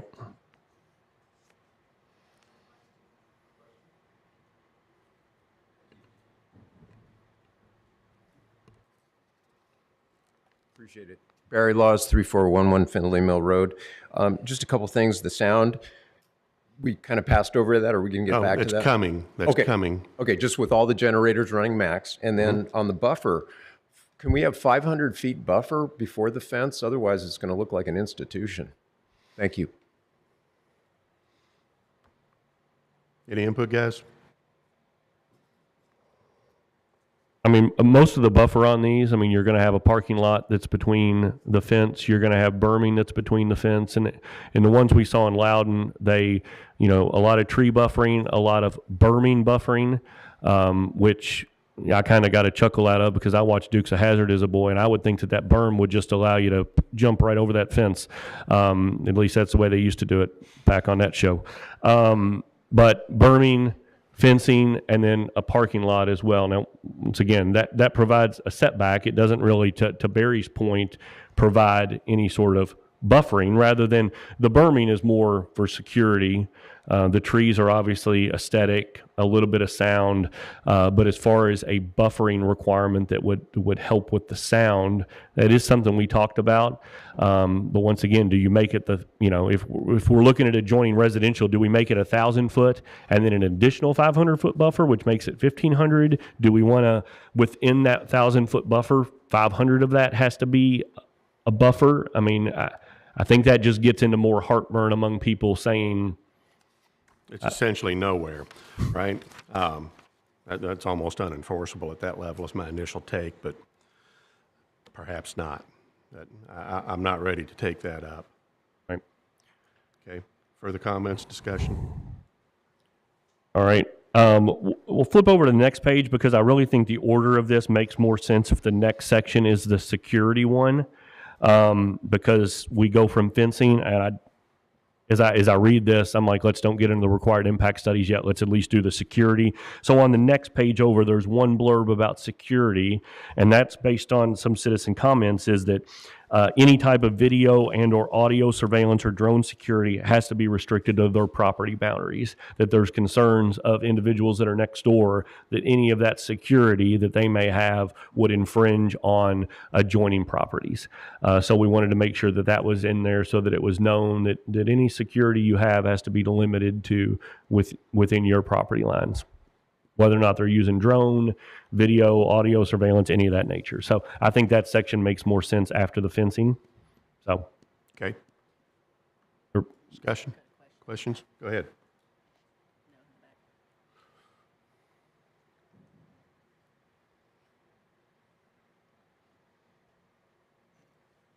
I think Name and Rob address. Houchins, Name and address, 1400 thank you. Jaeger Lane. Sorry about that. I forgot until. I think the 500-foot setback with the fence and what you're looking at now are related. And so part of that is they're talking about very large drones. That if they went clear out to the property line, I don't know about you guys, but I love to sit on my deck in the evening. And part of what we're talking about there is if you have the fence line clear out that far, if the fence line was 500 foot back, then you have the drones also could be 500 foot back. So you don't have, because we're not talking, sometimes they could be little drones or they could be really big drones, and they could have different noise levels. So remember that drone is the other part that we're talking about here. And especially if you're looking at government facilities or things where they have government information, that might actually be part of what's been proposed in some places about having drones be a requirement for government facilities if they've got data stored in those places. Okay, thank you. all right, we'll move on to the next section, required impact studies. So that's just below those pictures there, the fencing requirements. Several different impact studies, and I really wrangled with this section a lot on what we would have is to be required and what we would not have necessarily be required. So I think we can all agree noise is a concern. I mean, you've heard it several times in just citizen comment alone of the talk of noise, whether that's from their normal operations or whether or not that's from generators. Loudon also recommended this, is that we do noise impact assessments, both pre and post construction. That is something that they've seen over time that is required there. And so if you see the noise impact study, a pre-construction and post-construction noise analysis is required for all data centers. So that is the one that no matter what, is going to be required for those pre and post levels. This analysis does have to be conducted, signed, and stamped by a certified or licensed acoustical engineer. I did actually call to make sure this was an actual position that somebody did employ. There's not a lot close to here, but there are such a thing as acoustical engineers. So that would have to be done by them. The required noise analysis shall ensure a maximum of 55 decibels at the property line And I added in for no greater than 15 minutes because the question would be is if they do a noise analysis study and it pings to 65 real fast and then comes back down, the generator testing is going to be limited to 15 minutes. We understand when the generators are running, there's going to be noise and it's going to be greater than 55. There's other conversation that talks about just general noise, and if you think about putting these in industrial property, and we'll just take, for instance, the proposed site they have on Sourback property, right now is, you're next to a power plant, you've got a train that comes through, you've got highway noise, and you've got noise from commerce. So what exactly is that level now at the property line? And so that's really what that pre and post-construction analysis will be on, the difference between what was there pre and what was there post. And are there things then in order to limit their noise from the data center to be 55 at the property line when what is the other noise around the property? So these are things that are very difficult, and it's going to be something that you all at development plan approval are going to have to listen to evidence and testimony from both sides. But it is something we at least wanted those numbers there to say, are you going to locate on 53 where right now there's nothing out there but noise from Highway 53? Or are you locating somewhere that we would think of as being a more preferable location around other things that are already generating some levels of noise? And then D and E just kind of really go into the nuts and bolts of that study. They're going to have to show us where, those testing locations were, what they were at that time of the day. Were they done when the natural gas generators were on at the Dynegy plant or whatever they call it? Was it done when a train was coming past? Was it done in the middle of the night? Was it done at 3 o'clock in the afternoon with interstate traffic? All of those, very similar to what you all see with traffic analysis, is they show you this is when the test occurred, this is what it showed, and because of this, this is the mitigation that this particular facility has proposed to do to minimize that noise. So that's the first one. The second one would be a traffic impact study. Jim Stillman with the county engineer's office does a great job at looking at the particular use in that ITE traffic manual. Those normally are required to then have that traffic assessment based on the trip generation at the peak hour. We know going forward, a lot of talk has already been done about, the amount of people that are employed at these data centers full time. So a lot of that isn't going to require any sort of traffic improvements. There is some concern about the amount of traffic that comes in during the construction phase, and would there potentially be some sort of traffic that needs to be generated during that? So the way I wanted to word that in this reg is that pretty much a traffic impact study may be required after consultation with the Oldham County Engineer's Office. I didn't necessarily want to say anything more than that, other than we may make you go and do this based on either your trip numbers or concern about trip generation during the construction phase. Environmental impact studies already. Hang on. Okay. Okay. Because they're kind of similar, I wanted to pause there and ask a couple questions. On the, when we're looking at a licensed acoustical engineer and they provide the data, I think a lot about, like you said, the traffic impact study we get, and it has, when those reports are done, are they similar? They say, hey, this is an A through F. These are our recommendations based on that. What does that look like? Will Jim Silliman look over that and make determinations? Does he do that like with the traffic impact study? Right. What happens with that? I don't know if he's got experience in that field or not. I mean, this is something that, once again, we're right now, and in this state and in any zoning regulations throughout the state, we're kind of flying blind on what these studies even look like. I do know there's an individual in Louisville that does this as far as noise analysis from a safety perspective. He runs a safety company. So that may be, some questions that we can still get from him on what these look like, how they can be assessed, because if the applicant is the one tasked with doing these, like sometimes with traffic studies, they come in, they have paid that particular individual. But I think that's for you all to kind of then be able to ask those questions based off of that study. It gives us a tool and a resource at least to be able to start to ask smart questions at the development plan level to say, hey, these noise studies indicate this, to ask the question. But as far as what one looks like, who potentially from our office could look at those and have it make any sense, I don't know if I have a good answer for you on that, Okay. unfortunately. And you mentioned it, when we look at C, where it talks about noise analysis and its max, when you have existing noise, how do we measure what would be allowed or permissible for a proposed site? And once again, I think this is just something that is going to give you all some evidence to look at the hearing to say, listen, if, once again, hypothetically, you're going out to an agricultural piece of land that there's not a lot of noise. There is 25 decibels right now, just based off roadway noise. Post-analysis then shows you're putting 65 at the property line. Well, what are you going to do, to mitigate that? Or is it already putting off 65 at the property line just based off of everyday noise? So then they can try to then show that to prove that, listen, they're not going to go above and beyond that, similar to the traffic stuff. But once again, it just provides you all a tool.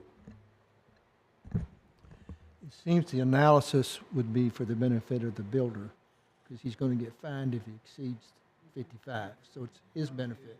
We just want to see it. All right, anything further, guys? All right, environmental. A lot of this was worded off of our existing subdivision regulations that already potentially could require some sort of environmental testing. So that wording of that is generally out of that, and then the zoning administrator may require that environmental assessment if you are in environmentally sensitive land, as well as include mitigation factors for that. And then the last one is a health impact assessment. This has been one that's been a concern for a lot of individuals. And so we had conversations with Matt Rhodes with the health department and kind of what they're looking at as far as a health impact assessment. And in our conversations, we really talked about, not necessarily putting it in as a requirement right off the bat, because once again, if Baptist Health is putting a small facility on their property that's going to be used as a data center, is that something the health department would require a health impact assessment versus an 8-building facility like we saw the one proposed on 53, where the health department could potentially say, we need you to do a health impact assessment. So we talked to him about getting the health department a little bit more involved in the TRC process. Like right now, we know Charlie Ward comes there and talks about it from the septic aspect, but in facilities like this, probably getting Matt a little bit more involved to at least come and give a statement from the health department to say, we'd like a health impact assessment done on this facility. Now, there is conversation from the other side that says if there's not a benchmark that says you've got to have it based on these factors, it makes it difficult. I think there's food for thought there, is that if you look at it from the other side and we don't have, because traffic assessments are, if it is this many trips or more, it requires one. It takes all the judgment out of Jim Silliman, as opposed to the way some of these are worded, is it allows it kind of open-ended to allow either me or Matt Rhodes from the health department or Jim Silliman to say, oh, we're going to require it in this sense, or we're not going to require it in this sense. So from that aspect, I maybe don't like how it's worded, but I do think it needs to be in there that it could be a required step based on. All right, so does the health department currently have framework for what is known as a health impact assessment? They did talk about that. I wish Anna was here today because she's got a degree in public health, so she could answer this question far better than I can. But yes, he did talk that is a tool that they utilize. So that's an actual design set of evaluations and so forth. If that's already in existence, then yeah, referring to that is fine. If this doesn't exist, then it has to be constructed. Right? And all of these, with the exception of the noise impact study, are things that at the TRC level can be talked about. To have Matt there from the health department to be able to say this is going to be required. And a lot of that stuff can also be talked about at the pre-application phase as well of what types of impact studies may or may not be required for a particular development. Thank you. Anyone else? Okay. Just one quick correction. Number 4, I think we needed to just say a health impact assessment may. Just add that word back in there. I already did it. That was Okay. one of them I found. Awesome. Sorry. And then on number 3, environmental, are there, and you might be able to answer this as well, do we have a soil map we use to identify certain things with properties? Yes. And should that be one of the resources and tools? Charlie talks about that a lot when he talks about septic and what types of Right. soil. So there are soil maps. Once again, this was kind of taken verbatim what's already in our existing subdivision regulations. Environmental impact is, could be required in a subdivision development based off of that as well.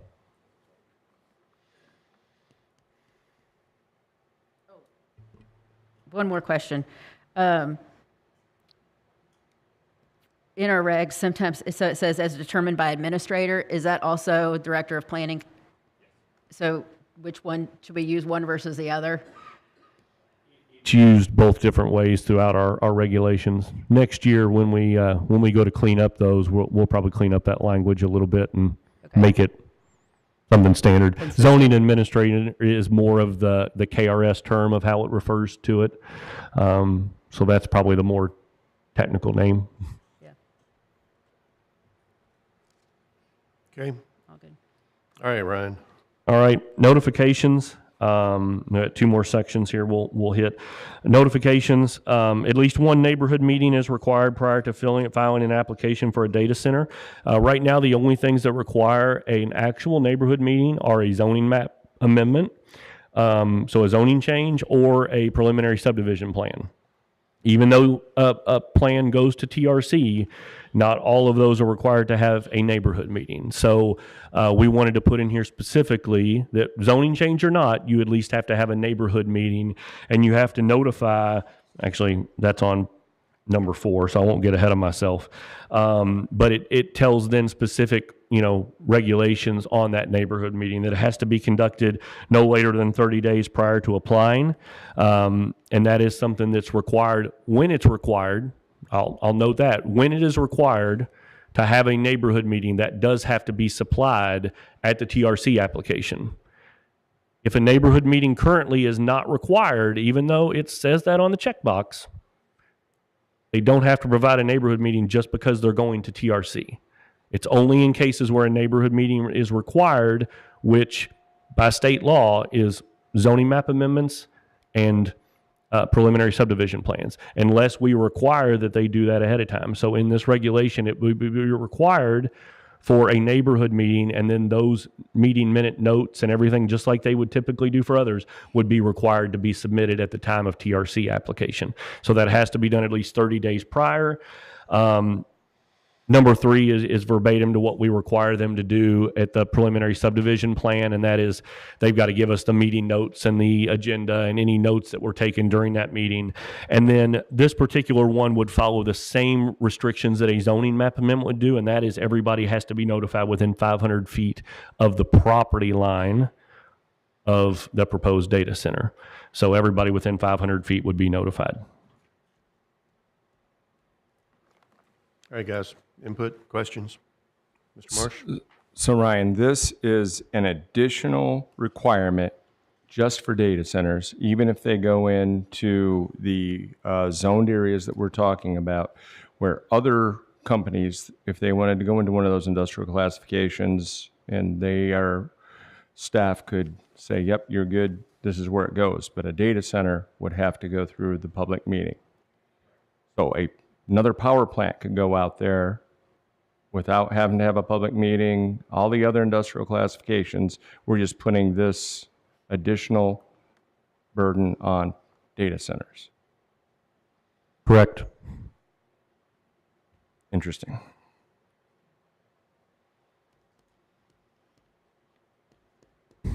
going to pass muster with council? I mean, is that's discretion that we can include in this as? Yeah, I'm not going to try to speak You for know, yeah, council. we're not lawyers, right? Okay. But, at this moment, it's, hey, do I want to leave it for consideration or do I want to strike it? Okay. Okay? But duly noted. Thank you. Do we have any information from Loudon or any other areas regarding this? I don't think they had necessarily anything in there about notifications on their little pros and cons sheet. I don't believe so. My answer off the top of my head is no. I don't remember seeing anything in there about that. And I think a lot of the point behind that is, there's a lot of input and, definitely community outcry at this stage because it's a big unknown right now of what these are. And so to require that type of facility when this may potentially only come once or twice here, if it ever at all, power is going to dictate how many of these can come here, whether or not we can agree or disagree on there's going to be one or there's going to be 50. The amount of power that LG&E can supply is going to dictate how many could potentially come here. And our regulations are going to be dictated on how much industrial land we have. So unless everybody's going to be doing zoning changes to taking agricultural land to industrial, when we don't necessarily spot zone very often, if at all, are really going to limit these on between power capacity or energy capacity that LG&E can provide, as well as the amount of properly zoned land that these can even be located in. So to sit there and require an applicant to go above and beyond a notification so that people that live in a relatively close proximity, and I'll tell you, some of the recommendations I got were even farther than 500 feet. And I didn't want to go that route because 500 feet is what we require for a zoning change. That's the maximum level of notification that we provide. Now, we know that the county does pretty good on notifying people through word of mouth and social media and things of that nature. So the chances of notice being done to people outside of 500 feet rather than the official notice is probably pretty great too. So. Okay. As you said, I guess my concerns are noted. So Yeah. And, if it's I something you agree feel with the strongly idea about, we can talk about of it. making sure everyone knows, and that there's public transparency, but putting the undue burden just on this classification seems like it May might sound be. onerous. So, Yep. thank you. All right, Ryan. All right, so the last section is decommissioning and reclamation of buildings and land. I know we had talked about last month of maybe not necessarily having an appetite to put this in here, but kind of based on some talks I've had with individuals, we'll put it in here and see what happens. And I think Amy said something, earlier, is that to start out a little bit heavier and through the course of time, like most bills we know, as they go through legislative bodies, get pared down, and we'll see what happens. But it's in here today, and we'll see what you guys say about that. So decommissioning and reclamation of buildings and land. The purpose is to ensure the proper removal of any equipment, infrastructure, and hazardous materials to prevent property abandonment, environmental degradation, and promote site reuse and restoration in accordance with community development.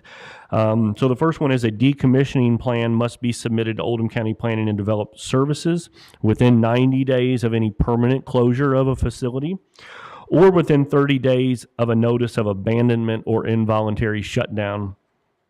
The decommissioning plan number 2 shows what all is required in that decommissioning plan. Number 3 is all data centers greater than 20,000 square feet in size shall be required to post financial assurance through a bond, letter of credit, cash, or escrow sufficient to cover the full estimated cost of decommissioning up to and including any equipment removal, environmental remediation, site grading, and restoration. That's something that Jim Silliman's office, as the county engineer, does currently with different types of projects. So I did consult with him prior to kind of writing this up, that is something that he's willing to do and look at. And then the financial assurance shall be reviewed and approved by the county engineer and updated every 5 years, or in the event of a significant facility expansion. So that's not necessarily we take out all the computer equipment every couple years and put new computer equipment in. If that facility gets upgraded at all in size, things of that nature, which most of the time would require it to come back to the planning commission anyways, that bond is looked at to see whether or not that is still sufficient. All decommissioning activities have to comply with Kentucky Department of EPA, federal and state hazardous waste laws, Clean Water Act, local watershed protection, stormwater management, and then all generators, backup batteries, cooling systems must be fully drained, dismantled, and disposed of according to Environmental Protection Agency and federal and state standards. A data center shall be considered abandoned if left non-operational for a period of 365 consecutive days without a proper and approved decommissioning plan. And then number 6, upon the finding of abandonment, so if they just skip town in the middle of the night, the county may do any of the following: notify the property owner or operator, utilize that posted financial assurance to initiate decommissioning and site reclamation on their own, or place a lien on the property for all unreimbursed cost. There was conversation about whether or not we would put in there an additional amount, because right now with our code enforcement ordinance, it's pretty much like you get a $125 a day fine, and then it jumps up to this, and it's very minor. On whether or not you would put something hefty in there for these companies to say it's like a $5,000 a day fine.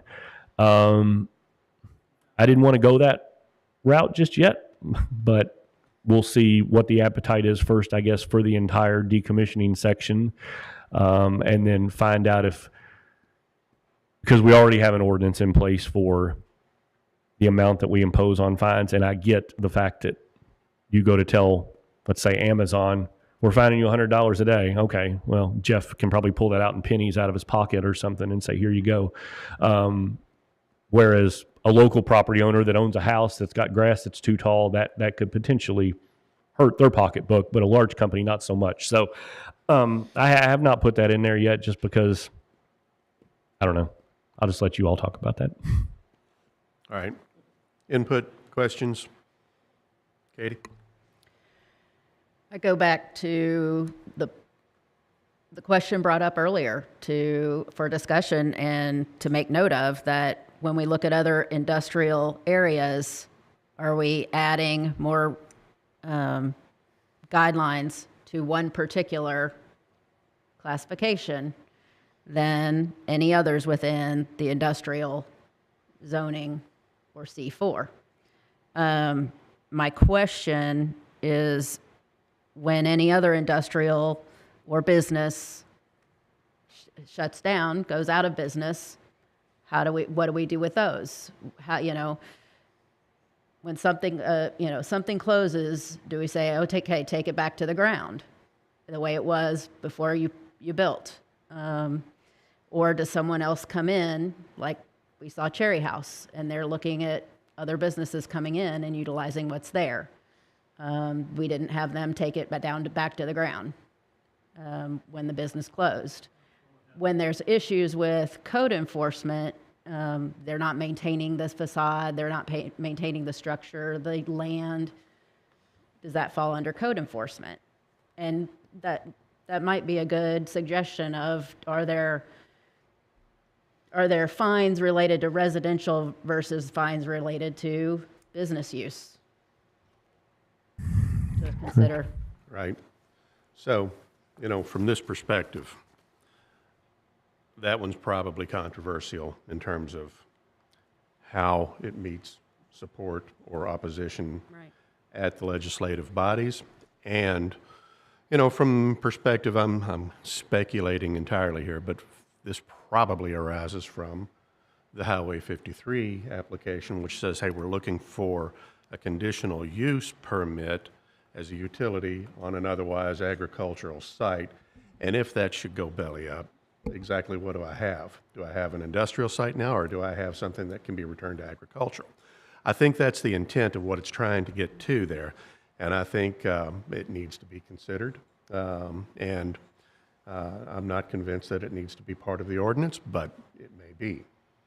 But it does need discussion, is my take on it. So, My thought would be that with the new comprehensive plan being developed, that something like this is for the entire industrial classification, not just for the data centers. Or anything that fits into the C4I categories has to meet these criterias modified. But it's something that is encompassing everything. right. Would that Yeah. fit? Yes, and, you know, I guess my concern with applying comp plan provisions to this is their subjective, qualitative comments that I don't know provide for enough teeth, if that's the Versus intent. the ordinance? Yeah, and, you know, so I don't know. I don't have an answer on this. It's, I think, something that needs to be discussed and considered, and may or may not make it through. We'll see.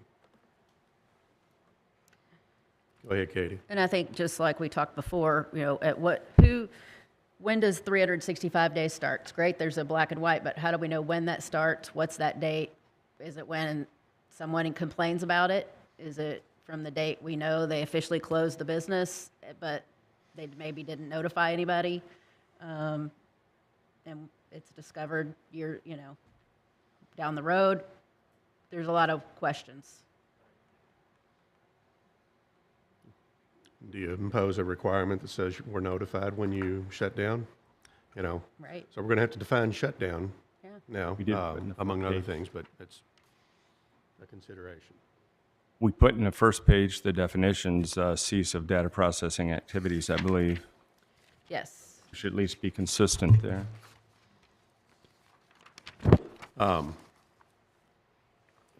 It may not be too difficult to insert language there that says if that should occur, then you have a notification obligation to the administrator.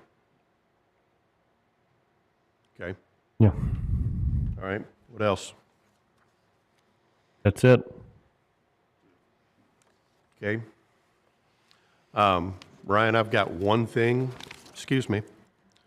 So for parking requirements, under these circumstances, these are typically less traffic personnel intensive and so forth, and in the interest of having maybe a little less impervious surface development, we might consider dialing back on parking requirements, parking lot requirements under such circumstances. So our parking regs are contained in a different section of the zoning ordinance. Those are typically when we look at the use. Now, this goes back to right now, there's not something that says data centers. And so we would have to try to determine what class that fits. And there's always a minimum and then a maximum. That is something that if the developer or the applicant said, well, I need less than that because there's not going to be a lot of parking, they can ask for waivers from those regulations, either the minimum or the maximum. So I don't necessarily know if we need to reinvent the wheel within this reg, but have that ability to do that. I will say the ones we visited, there's a lot of parking, and when we pulled in, there's a bunch of empty spots, and you kind of wonder why. And I don't know if there's ever a potential for them to fill a lot. I mean, it's kind of like churches when they build parking. They don't build the parking based on the attendance on Christmas and Easter. They build it based on this is what it's going to be used for, period. But Christmas and Easter, you can't find a parking spot. Any other Sunday, you can pull right in and get one. So same way with these. I don't know if necessarily in this reg we need to reinvent the wheel, and they do have that ability to be able to ask for waivers from. That's fair. Yeah, thank you. All right. All right. Committee members. So now,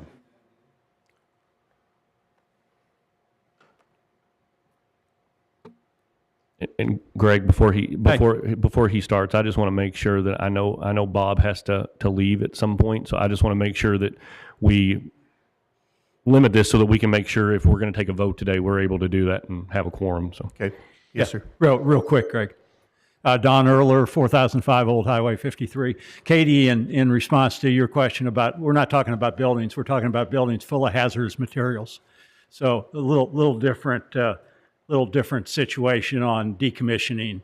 And decommissioning is not a singular activity at the end. It may be going on at all times because they're going to trade these hazardous materials in and out going on. And Ryan went up to Loudoun County. He did not see a hyperscale data center. There are none in Loudoun County.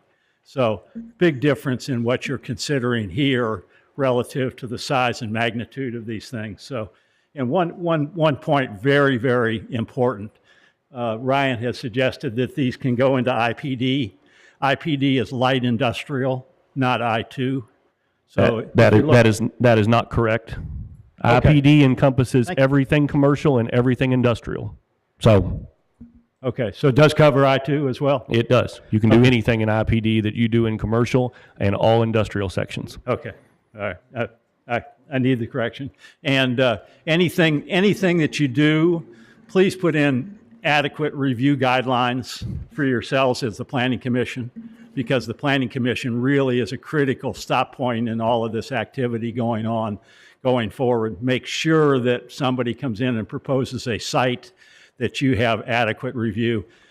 Whether or not it goes to fiscal court or not is another matter, but we've been approving subdivisions in this county by right on agricultural land for 50 years. And to allow data centers to come onto industrial properties by right, I think is a huge step forward and one that's going to be very hazardous for this community going forward.